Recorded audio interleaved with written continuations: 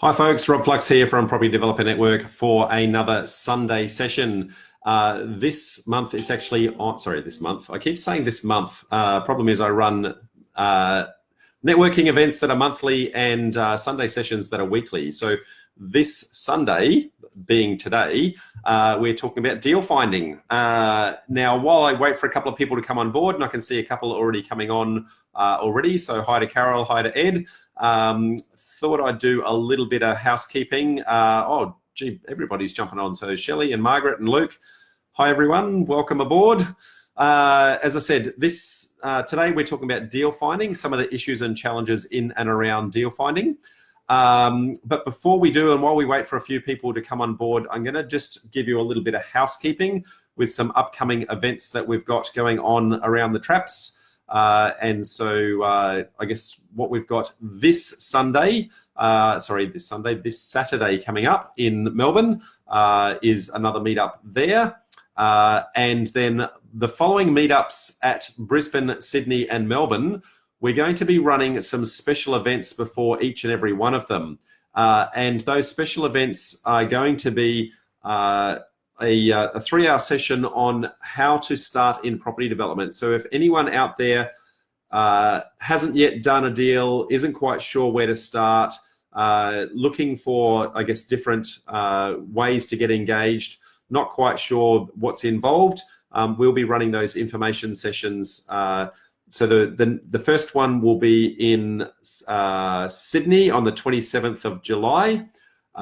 Next one will be the first one will be in Melbourne, I should say, on the 6th of July. The next one will be in Sydney on the 27th, and Melbourne will be the 3rd of August. Sorry, I'm getting all my dates completely stuffed up because I'm trying to do this off the top of my head. So let me rephrase all of that. So just rewind. Those info sessions are going to be Sydney the 27th of July, Melbourne the 3rd of August, and Brisbane the 17th of August. So apologies for those folks. I got that completely messed up. Can see a few more have joined. Michael, Tony, Ed says, hey, we want the deals. Ed, you are not going to get the deals today. I'm just going to show you some of the issues around being a deal finder. You'll have to get the deals for yourself in order to flick them into others. Belinda says, hey, Rob, looking good. Why, thank you. Let me just comb my hair. And Brad says, Brad has joined also. So welcome aboard, mate. So, and Tony has corrected me on those dates. So thank you, mate. I appreciate that. Some other events that we've also got coming up are the Psychology of Property Development events that we have run. I guess we've run 4 of those in Brisbane in the past, and we've run 1 of those in Sydney. We're actually going to give Brisbane a miss this time round, and instead we're going to be running those in Sydney and Melbourne only.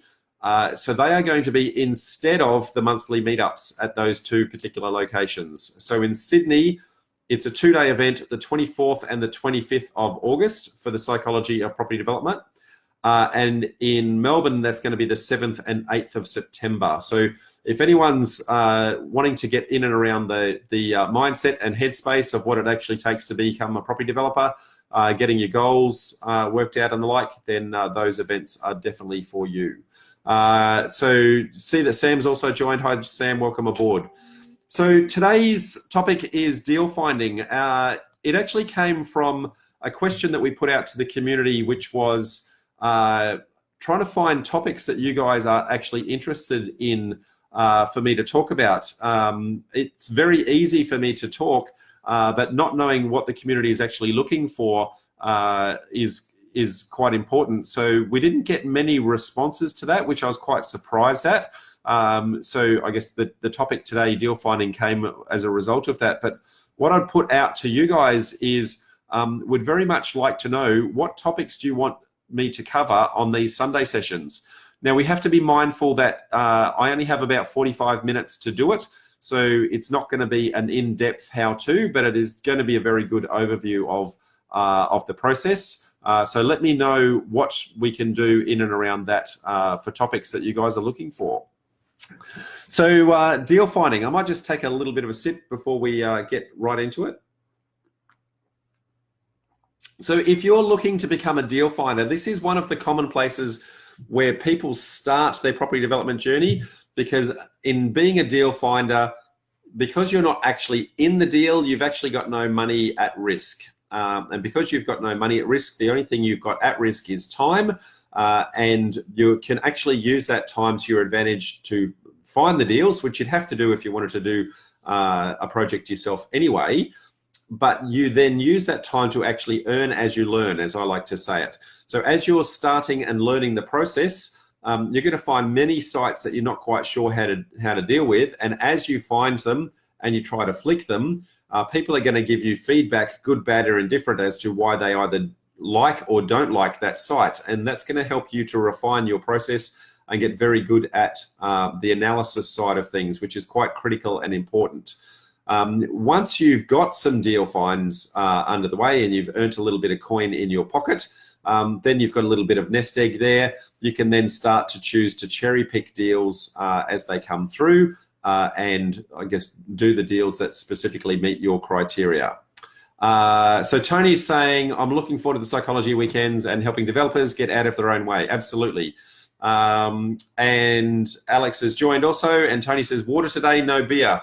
No, mate, I've just come home from Sydney and there was nothing in the fridge, and I haven't had time to go out. So, and besides, I prefer bourbon or Canadian Club, so beer isn't really my favorite pastime. So what would you expect to find, I guess, earn from a deal finding scenario, I guess, is a common question that I get asked. And that's really going to come down to how you've actually acquired the deal. And there are a number of different ways that you can acquire the deal and flick it, which is probably better for me to go into, I guess, next.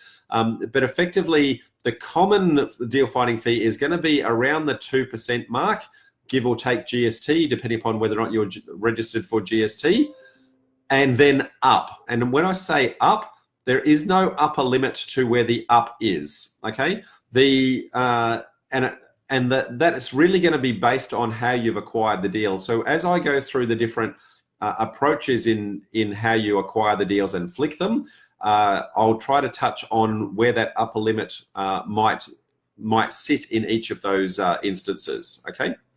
So let me go through what the four different ways are, and then I'll go into some detail on those four ways. Carol's having a go at me. She's saying I've transitioned from beer to scotch to water. No, I have not. It's just this one instance, Carol. I promise you it'll never happen again. People make out like I'm an alcoholic, and I can promise you that I'm more an appreciator than anything else. So I try to not overindulge. Be kind, folks. So there are effectively four approaches in becoming a deal finder, and they are to become a licensed real estate agent. This is by far the best way if you can actually do that. There are also ways of doing it where you can actually get properties under an option agreement. Now, I've actually had a topic on options in the past. So if you don't quite know what an option is, I guess rewind to one of the previous Sunday sessions where I went into it in quite a bit of intimate detail. Then there's, I guess, the ways where people negotiate on a property. They'll get to the point where they've come to terms and they know what the price is, they know what the terms are, but they don't actually go to contract and they try to flick it at that point. And the fourth way is, I guess, they negotiate on price, they negotiate on terms, they actually sign the contract themselves, and then they scurry like heck to find someone to, I guess, replace themselves on the contract before it actually goes unconditional. So they're generally the four ways that people actually try to do that. Now, I can see a couple of questions. Belinda says, is that 2% of the value of the property? Good question. So yes, it is, Belinda. 2% of the purchase price of the property is generally the going rate. And that's based around typically what a real estate agent will charge in that process. So most people are sitting in and around that mark.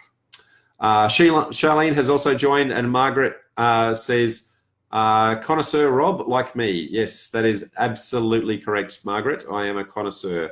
I just spent a week in the Margaret River over in Perth, and we went to more wineries and liqueur places and that sort of thing. And there is plenty of samples to be connoisseuring on. So that's probably going to take up the next month or so, just going through the heavy weight that we brought home in the luggage.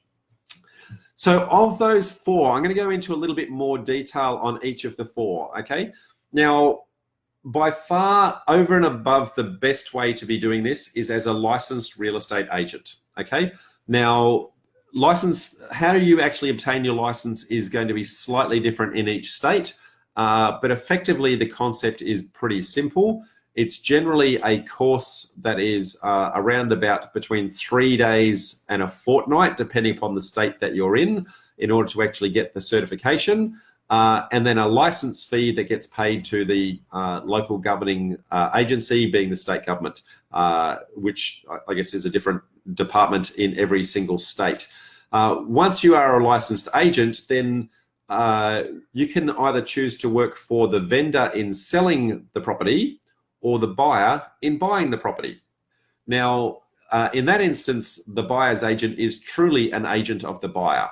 And the intention here in that scenario is that the licensed agent can actually disguise who the ultimate purchaser is very clearly and very deliberately as part of their license arrangement, because in many instances they're actually purchasing on behalf of famous people or people who want their anonymity in the sales process, because they don't want them the vendor to actually know who they are, because that may influence the purchase price.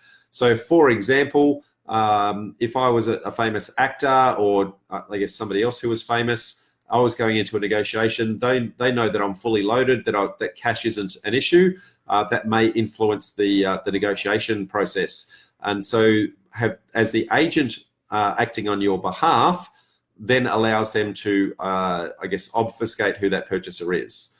Now, in order to do that, the agent needs to legally, and I'm choosing my words very carefully here, they need to be legally have signed up an agency agreement with the buyer in order to do that, which means that agency agreement needs to have been done in advance to going and negotiating on the property, okay?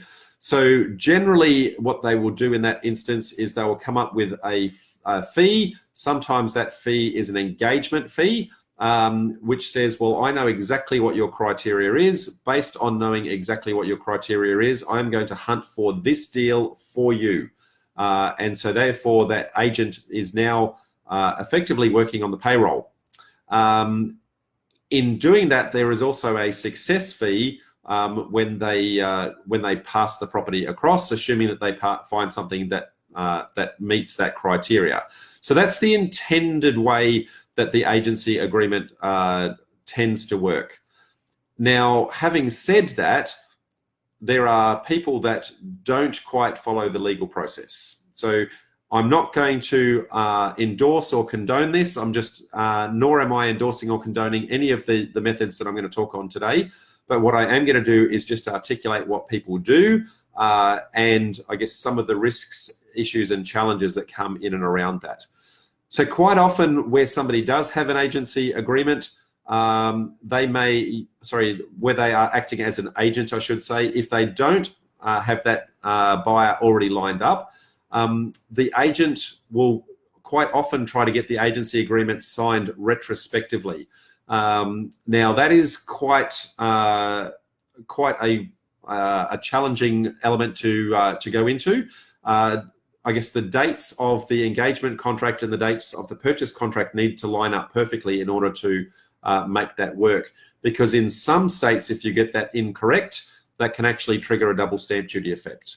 And the reason for that is as an agent, the agent is actually able to sign the contract on your behalf. And so if an agent is signing a contract on your behalf and yet you don't physically exist, then the Office of State Revenue will deem that there was actually a purchase to the agent and then a secondary purchase back to the ultimate buyer. So getting those dates aligned correctly is quite important. Now, for some states, there's quite an easy process in that. In other states, it actually gets quite convoluted. So Queensland, for example, it's actually quite a convoluted process where you need to justify via a statutory declaration that the agency agreement was signed up front. You need to provide a copy of that agency agreement. You need to demonstrate, provide a copy of the contract and demonstrate that the agency agreement is dated prior to the contract. And then the ultimate buyer also has to sign a statutory declaration on that behalf. If all of that does not occur, then it automatically triggers a double stamp duty event. So need to be very careful if you're going down that path. If, however, you've done the right thing, if you've actually signed the agency agreement up front for someone, you are genuinely deal finding on their behalf, then that's not going to be an issue because that's clearly been followed the correct path in that way. Now, Deborah said, finally got here and not sure how, so clearly you jumped on late, but Deborah was actually the one who actually asked for this topic, so glad you made it, Deborah, because that otherwise it would have been a wasted opportunity. And Jim has joined, so hello, mate. Surely people don't try to circumvent sourcing fees. Well, some of them do, mate, some of them do, and I'm going to go into some of the risks and challenges in that as we go. Now, from the agency, real estate agents type approach, if you have got that agency agreement form signed in place, as I said, the agent can sign a contract on your behalf, and they can sign, in every state, they can sign an and/or nominee. Now, if you do not have that agency agreement in place, then in some states, you cannot use that and/or nominee clause, okay? Because again, that automatically triggers the double stamp duty impact. Again, Queensland is in that situation where if you sign and/or nominee and you do not have that agency agreement in place, then it automatically triggers that. So be careful that every single jurisdiction has a slightly different approach to that. But if you've done the right process, if you've got the agency agreement signed up front, dated in appropriately, then you can actually do that. Peter Reynolds says, hi Rob, are there different types of real estate agents courses to do or a particular one to do? So absolutely there are different ones, Peter, so very good question. There are, I guess, the industry, I'm going to say the REI, the Real Estate Institute, has courses that they do in each state. So there's REIQ, there's REI NSW, there's REIV, REIWA, for example. They will all have courses that you can do, but there are also third-party providers that will also do the courses. There are two levels that you can typically do. One is becoming an agent, and one is becoming a principal. So a principal is somebody who actually owns the agency. So if you are doing this as your and working for yourself, then you need to actually do the principal's license. If you are working underneath someone else's principal license, then you only need an agent's license. So hopefully that helps answer that one question. Generally, that's the difference between the timeline as to how long it actually takes. So an agency course is generally 3 to 5 days, depending upon the state, and the principal's course is anywhere from 5 days to a fortnight in each jurisdiction. Now, there is talk that some states are actually going to be going through a little bit more of an onerous licensing program. That has not come into play at the moment, nor has that come into a, from a timeline perspective, I'm going to say you've got at least 12 months before anyone actually does that. But just be mindful that what I've said today may become out of date relatively soon. Charlene has asked, can you have a rescission clause? Has corrected herself, rescission clause. So the answer is yes, Charlene. That's going to be in some of the other approaches they're going to talk to later. So just for the moment, I'm going to hold off on actually answering that because that comes into some of the other plays further on down. So hopefully that has answered it from, I guess, the real estate agent's perspective in how you can actually do that. I can also see a couple more questions. So Charlene says, I was only half listening. Sorry. Well, that's okay. I'm only half talking. Most people don't listen to me anyway. Peter says, Roger that. have another drink? Okay, will do. Sorry, it's only water. Okay, so the next one would be, as a deal finder, trying to get a property under an option agreement. Now, option agreements, as I said, I've actually done a Sunday session on option agreements in the past. So if you want detail on that, please go back and watch that previous Sunday session. But an option agreement allows you to control a property and then either add value to it through the development process or flick it to an ultimate buyer without triggering that double stamp duty event. And so it is actually a very flexible way of acquiring property and allows you to legally flick the property on without having that agency agreement in place. And when you flick it on, you're basically passing that on as a further option fee or an assignment fee or something along those lines when you pass that along. Now, the option itself can be quite tricky to negotiate with vendors. That's probably an understatement. If you're dealing directly with a vendor, you've got a lot higher chance than if you're actually dealing through a real estate agent. And the reason for that is that an option is the right, but not the obligation to actually purchase, which means that you control it, but have no obligation that you're ever going to settle on the property. And if you're dealing through a real estate agent, that means that they're not guaranteed to get their agent's commission. So the agent is not really incentivized to actually help you negotiate that. So when you're negotiating directly with a vendor, you have a lot greater chance of getting an option across the line. The problem is that most vendors are very unsophisticated in their knowledge of options. And so you're going to spend quite a bit of time actually educating the vendor what an option is, why it is to their advantage, and the like.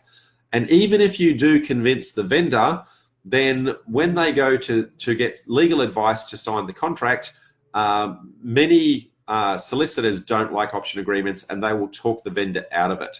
So it's a challenging thing to get across the line. It's not impossible. I've done multiple options myself, but let's just say it is not the only way to actually be acquiring the property.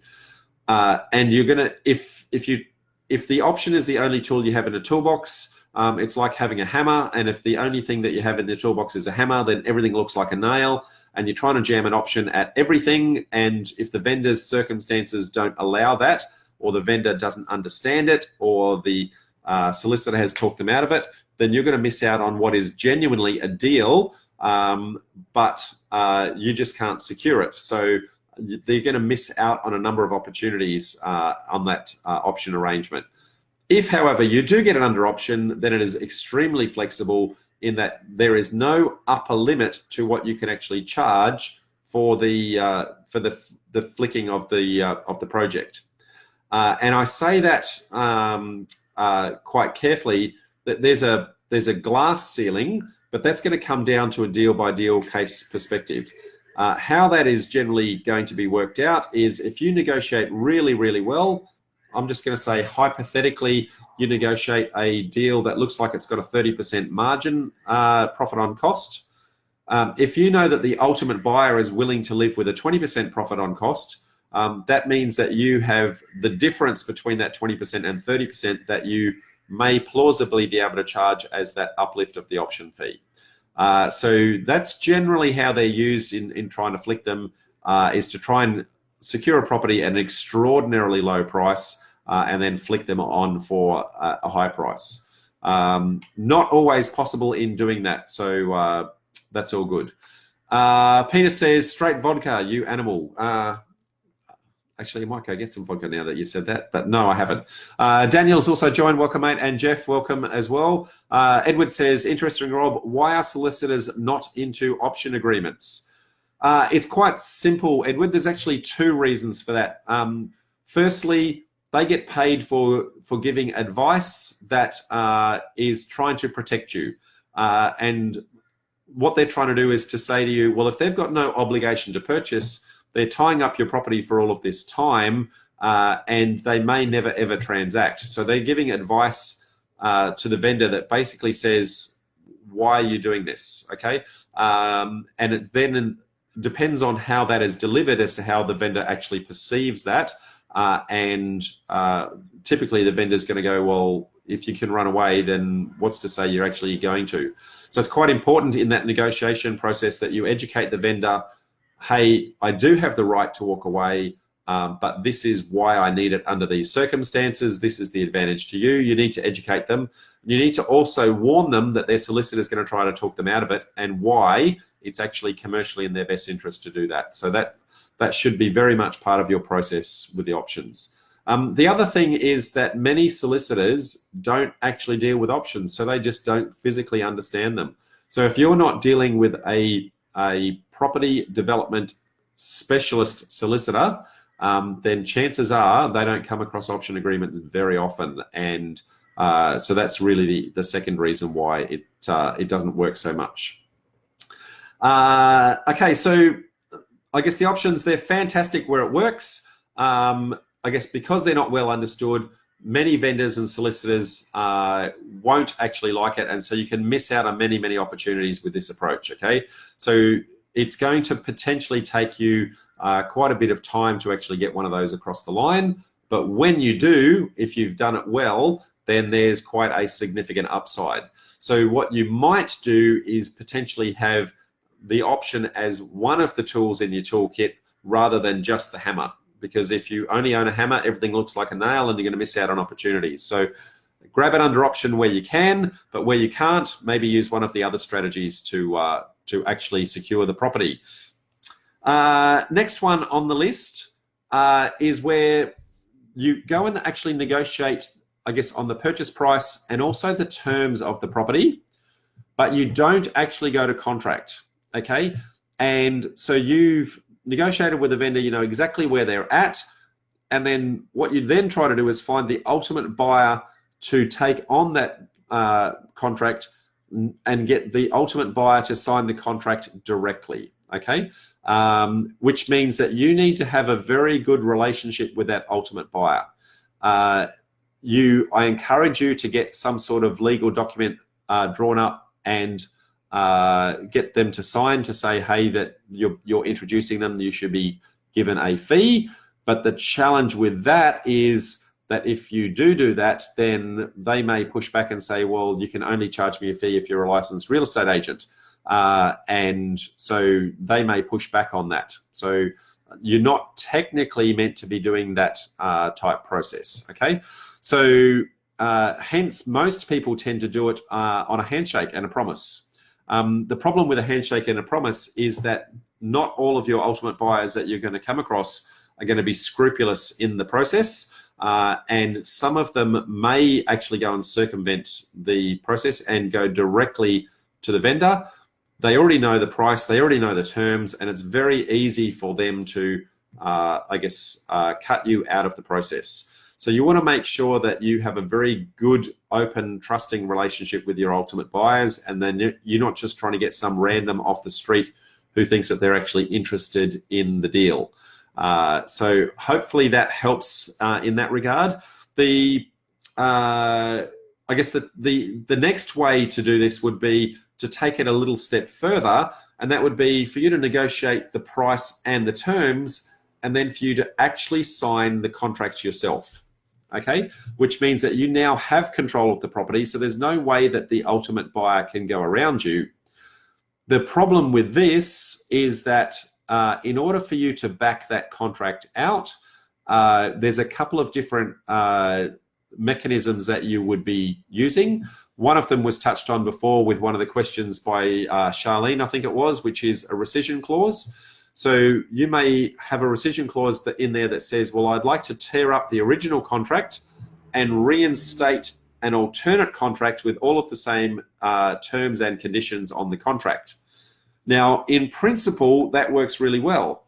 And if you are the same person on both contracts, then there is zero issue in what you can do there. Okay, so the rescission clause is a perfectly legally process to do if you are the person on contract number one and if you are also the person on contract number two.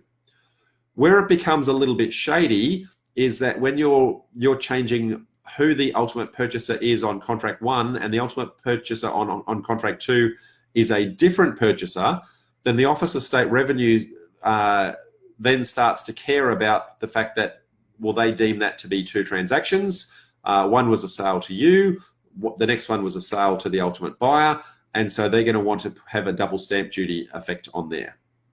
Now, whilst the Office of State Revenue will want to do that, the question then becomes whether or not they've got visibility of that transaction. And in most instances, they don't have visibility, and so you may get away with that for some time. Remembering I stated before that I'm not endorsing or condoning any of this, I'm just letting you know what some people actually do. And so if your solicitor and the other side's solicitor are okay with the rescission, then everything progresses well. Office of State Revenue never gets to find out because they only ever get to see contract number 2. And so you may get away with avoiding that double stamp duty implication. However, if the other side becomes aware of the fact that you might be doing something unscrupulous, they are perfectly within their rights and can and will lodge that with the Office of State Revenue to say, hey, I think there's something shady going on. Now, I have in the past legally used a rescission clause to change from one entity of mine to another entity of mine, and I have been reported in that process. And luckily for me, I did it legally, and so I came away squeaky clean. So that's why I know that it can and does happen out there. So you're running a gauntlet to say, well, I may get a finder's fee out of it, but if I'm caught, I may also have to pay stamp duty. So you want to make sure that the stamp duty fee is not as much as the deal finding fee, because if you are caught, then you're going to be going backwards if that should actually occur. So my guidance would be to not do that process, not try and use the rescission clause to actually do that. Assuming that you do go ahead and do that rescission clause anyway, then the next challenge becomes that the rescission clause is not allowed to, so the person who is rescinding the contract is not allowed to benefit either directly or indirectly from that rescission contract by way of a finding fee, okay? And so there may be fines that are attached to that process if you are, again, caught out in that. So using a rescission, I have seen many people do it, and I've seen the majority of them get away with it. The challenge is that if you use that and if you rely on that, it is just a matter of time before you are ultimately caught in either a double stamp duty implication or also a fine for, I guess, financially benefiting from that cause. So be very careful with that approach. So that's effectively the 4 ways. I guess very keen to hear questions from yourselves to say, you know, what other questions have you got in regard to that deal finding process? Now, I'm mindful of the fact that there's always a delay between me asking and you guys typing a question. So I guess whilst that's coming back, I guess those 4 ways again is to be a licensed real estate agent, to use an option contract, to negotiate on properties where you negotiate on price and terms, but you don't actually go to contract. Or number 4 is take that one step further, negotiate on price and terms, go to contract, and then back that contract out. So they're generally the 4 ways that people actually do it, with some of the pros and cons that come along the way. So as you can tell, when you look at the pros and cons, being a licensed real estate agent is by far the most legally, I guess, the best way to do this legally. It's going to allow you to flick those properties on. It's going to allow you to sign an and/or nominee. It's going to allow you to find the ultimate buyer. All of those things are actually going to be allowable. It allows you to still use options 2, 3, and 4, and in particular allow you to use the option contract. So if you do manage to negotiate an option, you may be able to get that larger upside as well. but I would say being a licensed real estate agent is by far the best way, in my humble opinion. Anything else is either going to miss out on some opportunities here or there, or alternatively run the risk of people going around you, or run the risk of fines and or double stamp duties. So it may not be worth it. Peter has said, I think principal is the way to go. So that's the principal agent's license for anyone who's jumped on late. If you are going to be working for yourself, then yes, you will need a principal agent's license, Peter. It is a slightly longer course to do and a slightly more expensive fee, but I can assure you that it's going to give you the ultimate in flexibility. The beautiful part about having an agent's license too is when you go and talk to other real estate agents, it's very easy for you to say, hey, you're bringing it to me representing the vendor. I'm taking it off you representing the buyer. You get paid your agent's commission at that end. I get paid my agent's commission at this end. There's a very clear line of delineation between the two. And so the agent knows that you're representing someone else. They know that you're ethical. They know that you're upfront. They know that there is an ultimate buyer in the back end that you're trying to represent. And so if the deal does not ever transact, you've got that plausible deniability with the real estate agent to say, look, I've done everything I can. It was the ultimate buyer who pulled out, not me. And so you maintain that credibility. Whereas if you go for any of the other options, if you are dealing with an agent and then you pull out of a deal for any reason, you could actually lose that credibility with the agent, which means that that agent may not want to bring you other deals in the future. Also, if they know that you're a buyer's agent, and they know that you've got a number of people to potentially distribute it to, they're more likely to bring you deals because they're after repeat transactions, and they know that by coming to one person, they're effectively getting access to a network of many other people. So it's much easier for that agent to bring you the deal than it is to try and advertise it and do home opens and the like. So hopefully that helps. Peter says, love to study. That's great, mate, because in this industry, you're never going to stop learning. Steve says, are the same rules for Queensland and New South Wales? So no, Steve, every state is slightly different. The New South Wales has a stamp duty effect for an option contract, but it is really what is the call option fee that stamp duty is based on. Queensland doesn't have that.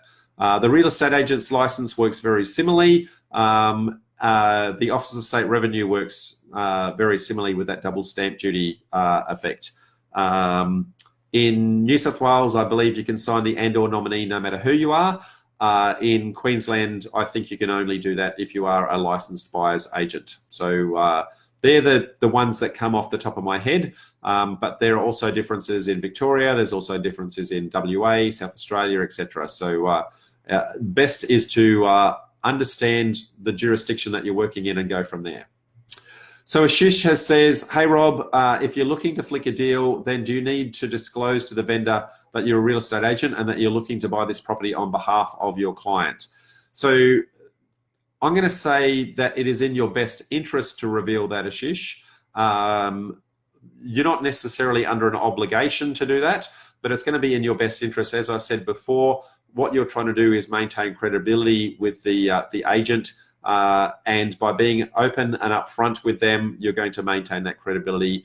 You're going to be able to justifiably say that the person who pulled out was the vendor and not you individually. So it's going to save you a lot of face in a lot of instances if it doesn't go to plan. So hopefully that helps. And another question from Ashish, therefore I won't be charging you a selling fee, but will you be charging the buyers? I'm not quite sure I understand the question. Is that in context to something previous? Or therefore, I won't be charging you a selling fee, but we'll be charging the buyers.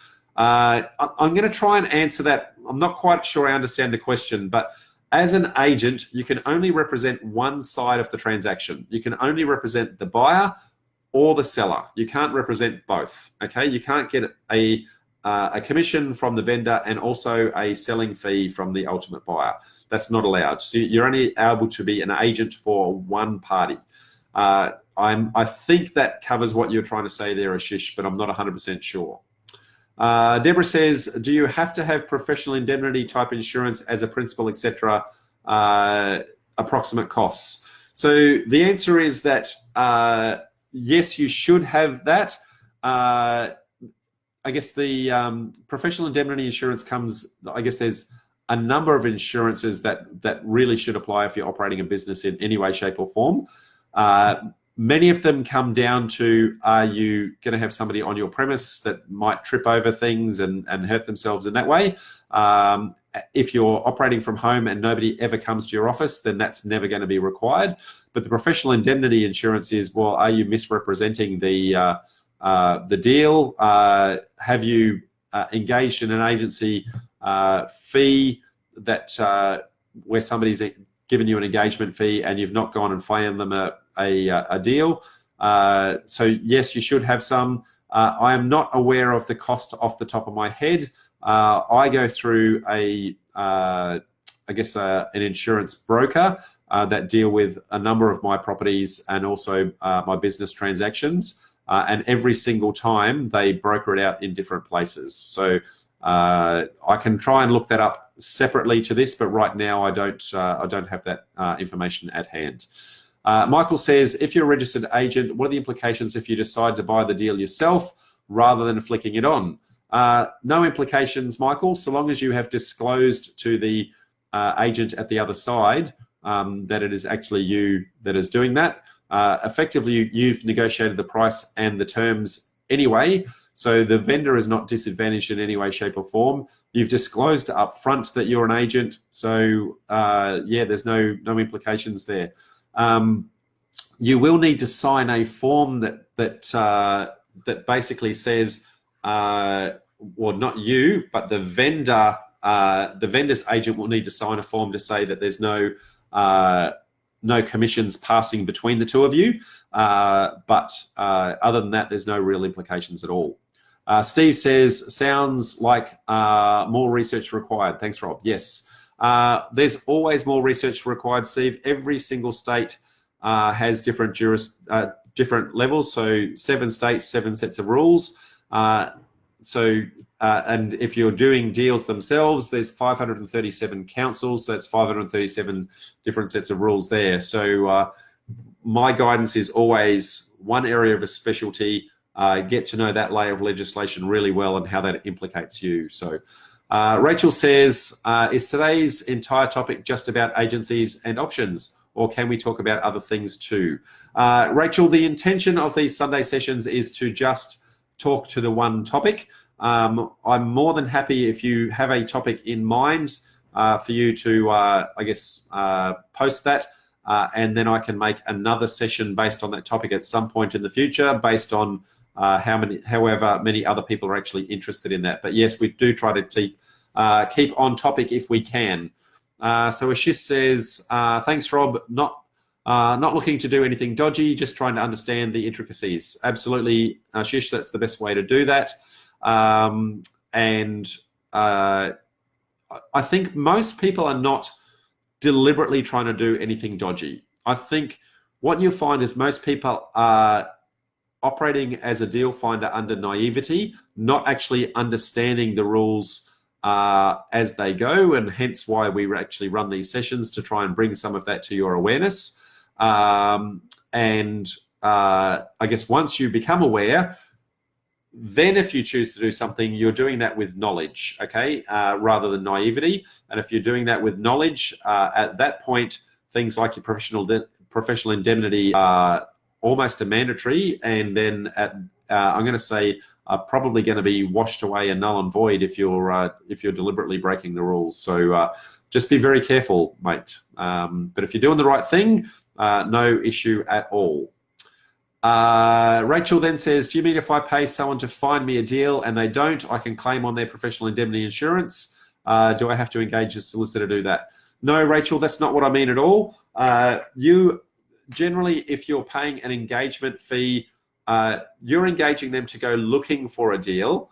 There is no guarantee that they will find a deal, and they will generally get you to sign a document with some terms and conditions that basically says, we will do everything within our power to find you a deal, but we cannot guarantee that that deal will come across the page. Now, I'm going to say most deal finders are actually very reputable in that regard, and that they will generally come back with a deal. They'll generally keep you updated as to the progress in that regard. There is the off chance that there is someone unscrupulous who does nothing but collect engagement fees, but that's going to be few and far between. And I would say that if you wanted to try and claim on the professional indemnity insurance, you'd need to be able to justify that they've actually done something fraudulent against you, and that they weren't actually looking for your deal, or were deliberately misleading in their conduct. So hopefully that clarifies that. Belinda says, Rob, if I approach a neighbour with the idea of optioning his property, I don't need to be a licensed agent to have the option as an or nominee, right? So you've mixed some terminology there, Belinda, so I'm just going to clarify. If it's an option, then yes, you're perfectly within your rights, no problem at all. You can get them to option it. If you use an and or nominee, that is inferring that it is an actual contract as opposed to an option agreement. And if you do an and or nominee, then every state has a different interpretation of whether or not that triggers a double stamp duty. So be very careful. If you're using an option agreement, you don't have an and or nominee within it, but there is a clause or a set of clauses that are a nominee clause that allow you to nominate that to someone else anyway, just by default within the option arrangement. So hopefully that answers that.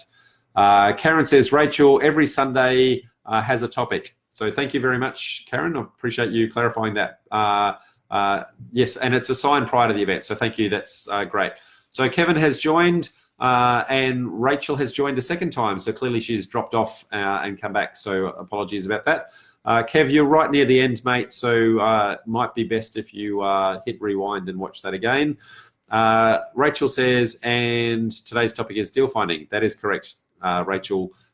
We generally announce the topic on the Friday prior. So if you have liked my Developer Network page, you'll get the alerts when we send things out to that Developer Network page, and we send a post out on a Friday afternoon about 5 o'clock as to what the topic is on the Sunday. Deborah says, do you recommend going private or via your state institute to get an agent's license? I'm going to say shop around for that one, Deborah. I guess the certification itself is just a certification, and you're going to find different operators that have different,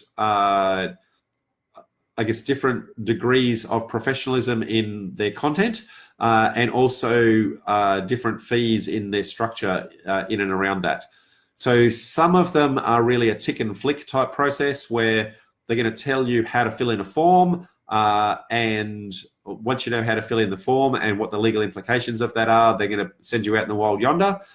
Whereas others are going to teach you things like, how to genuinely be a principal within a real estate agent's license, how to run a rent roll, how to manage a team of other agents, those sorts of things. So depending upon what you're looking for, I guess if you're looking for the more in-depth one, then I guess the state REI institution, I guess, is a known entity. If you're going private, then you're going to have a set of mixed results in that. Now, I know that you live in Melbourne and have deals in Queensland/New South Wales, so you're across multiple jurisdictions there. So, which is a good thing to call out because you will need a real estate agent's license in each jurisdiction. So in doing that, generally, if you get a license in one state, you can then apply to the next state and say, well, I've already done my training course over here. Can you recognize that training course and apply it here? You'll need to sign an additional license fee, but they'll generally recognize the certification. And that's only if you're trying to operate and find deals within multiple states. But if you're only finding deals in one state, let's just say you're finding them in New South Wales, then you'd only need a New South Wales license. But if you're doing them in New South Wales, Victoria, and Queensland, then you'd need a license in all 3 states. Rachel says, deal finding is a very broad topic. I think I'll rewind and see what I missed. Good idea, Rachel. That's a great one. Dean says, as always, Rob, you explain complex issues in easy, clear layman's language. So thank you, Dean. I appreciate that, mate. I will actually give that a like. Other than that, folks, I can't see any more questions coming through.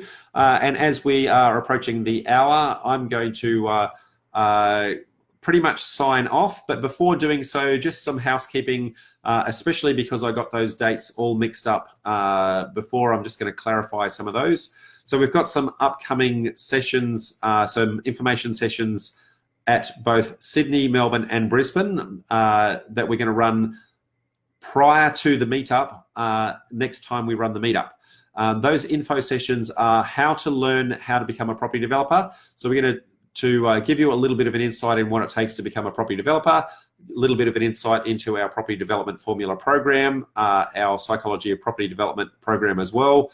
And if you have not done a deal, if you're not quite sure where to start, I highly recommend coming to those sessions. In Sydney, on the 27th of July, before the meetup, that will be starting at 9 o'clock. In Melbourne, it will be the 3rd of August, again, before the session starting at 9 o'clock.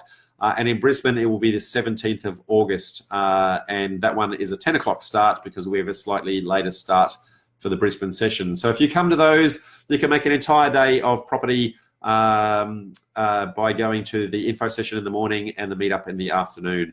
We also have our Psychology of Property Development events coming up in Sydney. It's a 2-day event, 24th and 25th of August, and Melbourne is the 7th and 8th of September. If you have any interest in that at all, please reach out to either myself or Shelley, and we can give you the details on those. We are not running that in Brisbane, but we do have an early bird to compensate. So if anyone wants to jump on to those sessions early, instead of the $500 for the 2 days, it's going to be $400 for the 2 days, which will slightly compensate for any flights that you need in order to get down there for those events. And the property development formula program, our next intake officially starts on October the 11th. And hence those information sessions teaching people what that is involved with. So please come along and say hi, as Tony says. We'd love to show you what's involved there. So I guess just a couple of comments from a couple of others. So Deb says, great info, thanks. Michael says, thank you, Rob. You're welcome, mate. Tony says, come along and join me. Yes, Tony's going to be coming to those info sessions.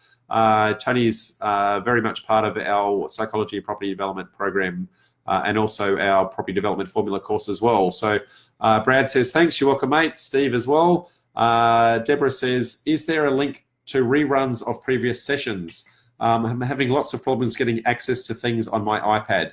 I'm not going to do an Apple versus the rest of the world comment here, Deb, but if you go to our Property Development Formula page, so not the group, but the page, and just go scrolling back, you will find those sessions there. I also have a YouTube channel that has all of them posted there. So generally it takes a couple of days to get them onto the YouTube channel because we put transcriptions on them and that sort of thing. So yeah, so hopefully you can go find them there.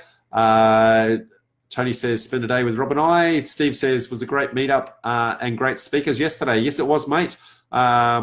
We had 62 people there from my count. So yeah, a good one. So I'm a little bit concerned that the room won't be big enough for next month. So might have to pick a double room. And Peter says, big thumbs up. So thank you, mate. Appreciate that. Tony says, what's wrong with Apple? And I'm not going to add to that, Tony. I don't want to neither confirm nor deny whether or not that's a good thing. So, but let's just say there are differences. And having worked for Apple many moons ago, I'm probably a little bit more privy to some of those differences than most. But that being said, folks, I'm going to sign off for now. Thank you very much for your time. Looking forward to seeing you at the next meetup and hopefully at the info sessions. I'm just going to give a link here to the info session dates. If you want to register, please go on there, and you'll be able to do that from there. Whoops, trying to type while I'm talking is hard work. Okay, folks, there's the link. Please like it. And other than that, I'll catch you all next time. See you, folks.